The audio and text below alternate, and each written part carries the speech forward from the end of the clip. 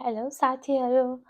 A, म चाहिँ US आएको चाहिँ ठ्याक्कै 1.5 इयर हुन लागेछ। टाइम पनि कति चाँडो बित्यो थाहै भएन होइन।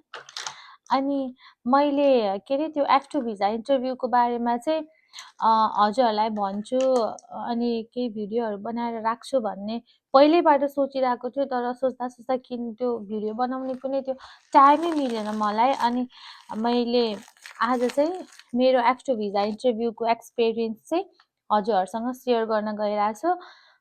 मेरो चाहिँ ठ्याक्कै आजको 1.5 वर्ष अगाडि दसैँको पूर्णिमाको दिन ठ्याक्क टिकाको सायद सकिने दिन हुन्छ नि त्यो दिन मेरो इन्टरभ्यू थियो।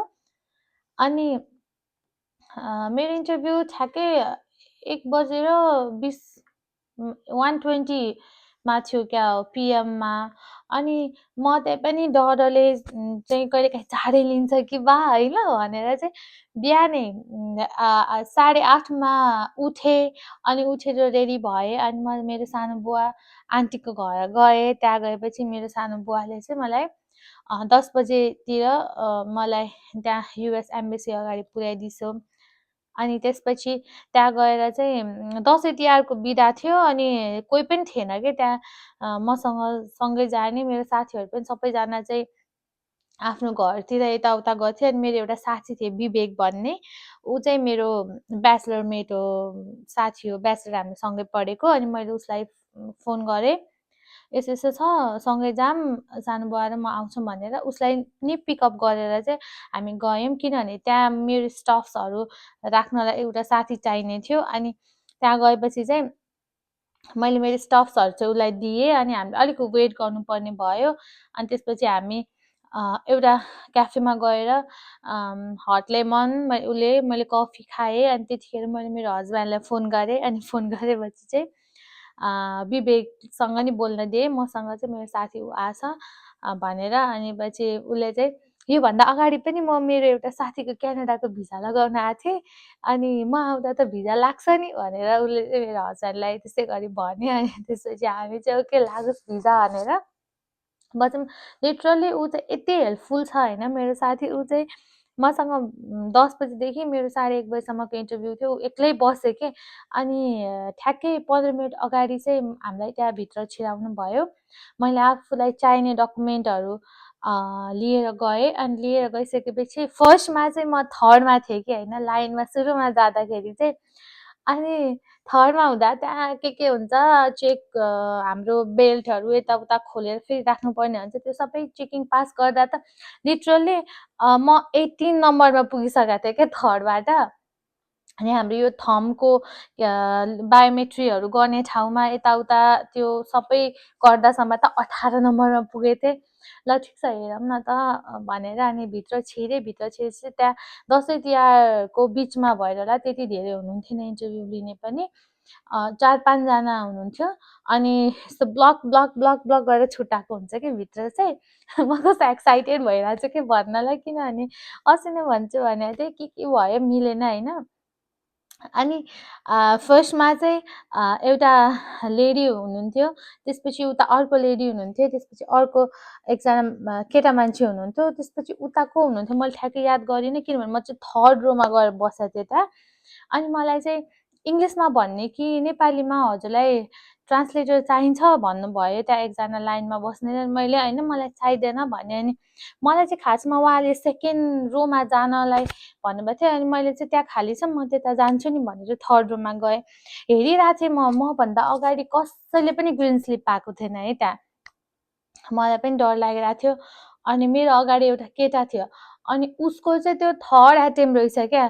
ठ्याक्कै थर्डचोटि पनि उसको भिजा रिजेक्ट भयो क्या। त्योभन्दा अगाडि मैले भिओलाई यसरी हेरेँ। अनि ठ्याक्कै मलाई हेर्नुभयो। अनि मैले स्माइल गरेँ। हजुरहरूलाई चाहिँ त्यहाँ एकदम चाहिने भनेको चाहिँ आई कन्ट्याक्ट र कन्फिडेन्ट होइन। कन्फिडेन्ट भयो भने चाहिँ ढुक्क हजुरहरूको भिजा लाग्यो। तर हजुर प्रिपेयर भएर नि जानुपर्छ है त्यहाँ। त्यसपछि मेरो पाला आयो। अनि मलाई चाहिँ सोध्नुभयो हस्बेन्ड कुन युनिभर्सिटी हो भनेर। मैले चाहिँ यो युनिभर्सिटी हो भनेर भनेँ। अनि प्रोग्रामको चाहिँ स्टार्टिङ र इन्डिङ डेट सोध्नुभयो, मैले त्यो पनि भनेँ। अनि मैले के पढेको भनेर सोध्नुभयो। मैले चाहिँ नेपालमा सिभिल इन्जिनियरिङ गरेको, भर्खर सक्यो भने होइन। अनि मलाई के सोध्नुभयो भने मलाई चाहिँ घुमाउरो क्वेसन के आयो भने पहिला किन सँगै एप्लाई नगरेको त नि दुईजनाले भन्नुभयो।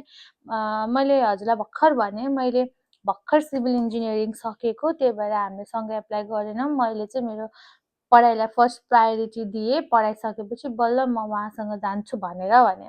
त्यसपछि उहाँले चाहिँ मलाई के भन्नुभयो भने okay congratulation your visa have been approve भन्नुभयो। अनि त्यसपछि मलाई ग्रिन स्लिप दिनुभयो।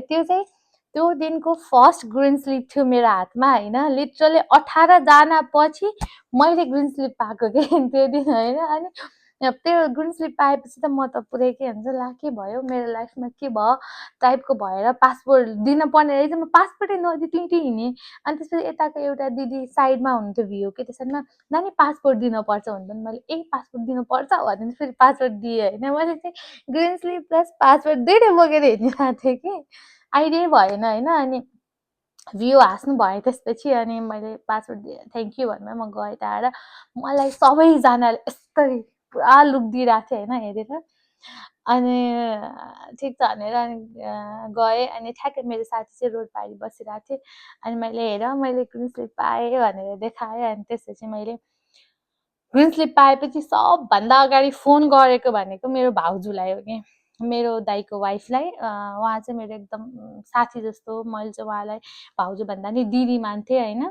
मैले उहाँलाई फोन गरेँ, लाइक फोन उठ्यो कि उठेन मैले बिर्सेँ। मैले उहाँलाई मेसेज गरेँ मैले मेरो भिजा एप्रुभ भयो नि भनेर। अनि त्यसपछि मैले मेरो हस्बेन्डलाई गरेँ। मैले उहाँलाई चाहिँ नसुर्ती बस्नु है, म चाहिँ ठ्याक्कै हजुरलाई कल गर्छु भिजा पाउने बित्तिकै सबभन्दा अगाडि भनेको थिएँ। तर मैले फर्स्टमा चाहिँ मेरो भाउजूलाई कल गरेको थिएँ। अनि त्यसपछि मैले मेरो हस्बेन्डलाई कल गरेँ, अनि मेरो बाबालाई गरेँ, अनि ड्याडीलाई गरेँ। अनि त्यसपछि उता घरको बाबा मामुलाई सबैलाई गरेँ। अनि मलाई आफैलाई विश्वास लागेको थिएन। अनि ठुलो मामुहरू सबैलाई गरेँ। अनि त्यसपछि चाहिँ अब भिजा लागेछ एकदम ध्यान दिएर हिँड्ने, रोड क्रस गरेर आउने भन्छ ठुलो मम्मीले चाहिँ होइन। अनि हुन्छ हामी खाजा खाएर आउँछौँ भने हामी खाजा खायौँ त्यहाँ महाराजगञ्जमा अलिक यतापट्टि।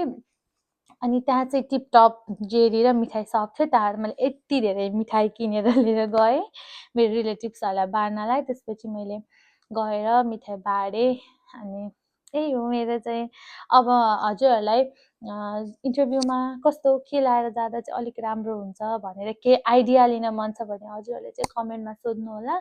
म त्यही अनुसार चाहिँ त्यसको एन्सर प्रिपेयर गरेर हजुरहरूलाई भन्नेछु अनि गाइड गर्नेछु। Thank you.